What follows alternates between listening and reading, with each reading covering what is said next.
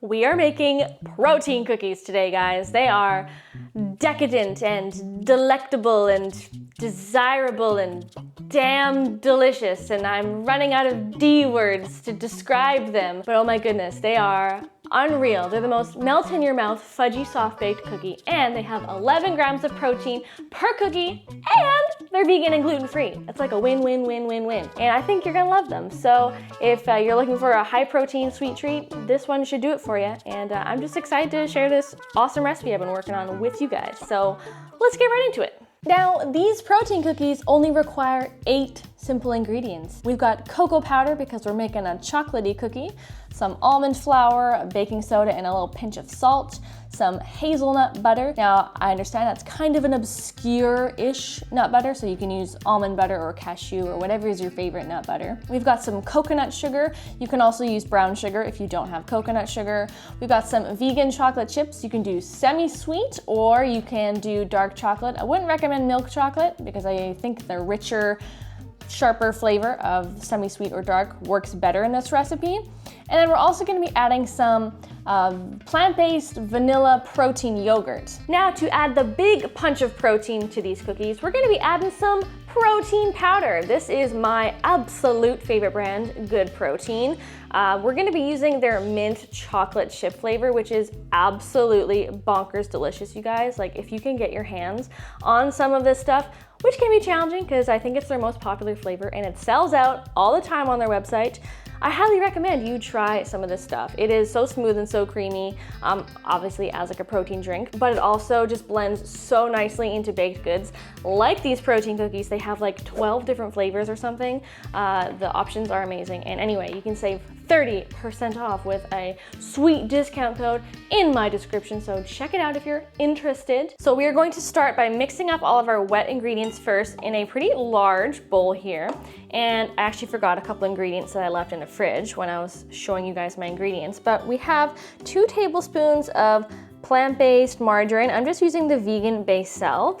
If you don't have that, you could just use softened vegan butter. Butter always makes for a delicious cookie. Next, we're gonna add in that hazelnut butter. This adds just so much richness and kind of that ooey gooey fudgy quality that we love in a cookie. Next, in goes our plant-based protein yogurt. This is a vanilla flavor. We're gonna add some coconut sugar here. This is just going to be our first source of sweetness.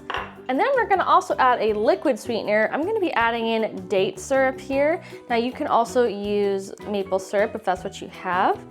Date syrup just kind of adds like a slightly richer flavor in my opinion. Okay, beautiful. Now we can take a little handy dandy whisk and give it a little whiskey.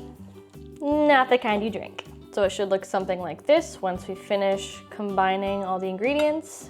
Very nice, very nice. We can temporarily set the wet ingredients aside and grab yourself a smaller bowl and we're going to combine all of our dry ingredients. We've got some almond flour, baking powder, and some salt. Of course, we have some cocoa powder. And now for the protein powder, I actually like to get kind of specific and I like to use a food scale so I can measure out my protein. Now for this recipe, I'm gonna be doing 1.5 scoops and I happen to already know that that measures out at 66 grams, so just add a little more. Oh my gosh, you guys, this stuff literally smells like chocolate chip mint ice cream. Oh, yum. So now we can just kind of give our dry ingredients a little toss. I should probably also mention that now would be a great time to get your oven preheating at 325 degrees Fahrenheit. Beautiful. So now we could take all of our dry ingredients. We can pour it into the wet. And we're just going to very gently and carefully fold in the mixture until we've got a pretty moist batter. And you'll see what I mean in just a second. Now by moist, I kind of mean more like smooth and fudgy. See what I mean? You can kind of just press your finger in and it's like just very nice and soft. I could just eat this as it is right now. That is no joke. And finally, we're gonna add in some chocolate chips, which are arguably the best part of any cookie, in my opinion. obligatory cookie dough taste test. Oh my God, it's so good. Okay, so you need your food scale again, and I'll show you why. So here's a neato little hack that I learned. So put your empty bowl on the scale, and then you turn it on.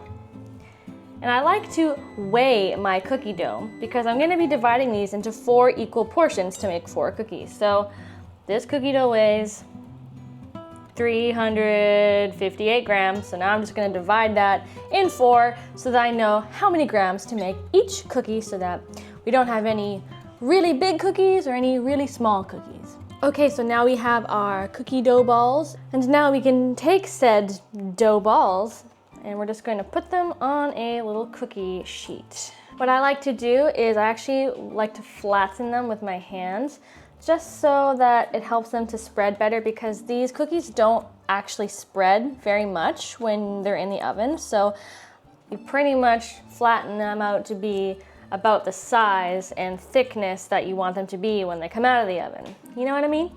Oh, baby. Yum. Now, if you feel like these cookies need just a few extra chocolate chips on top, you know, just to make them look better, I certainly won't judge you, as long as you don't judge me, you know? You know what I mean? It is time to bake these bad boys for 12 to 13 minutes.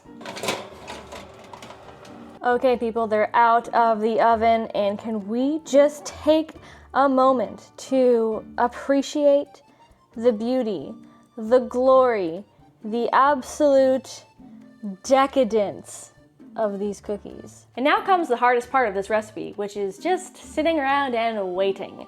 They are very, very soft right now, and they need at least, at the minimum, 1 hour to cool before they won't fall apart on you. If you actually let them sit in the fridge overnight, which I know sounds very, very difficult to do, I understand if you don't have the willpower, but trust me, when they're cold right out of the fridge, they've firmed up, but they have the most amazing fudgy texture. So something to think about, okay? Okay, folks, these have been chilling in the fridge for about an hour, and before that they were sitting out for about 30-ish minutes until they were cool enough, I think, to go in the fridge.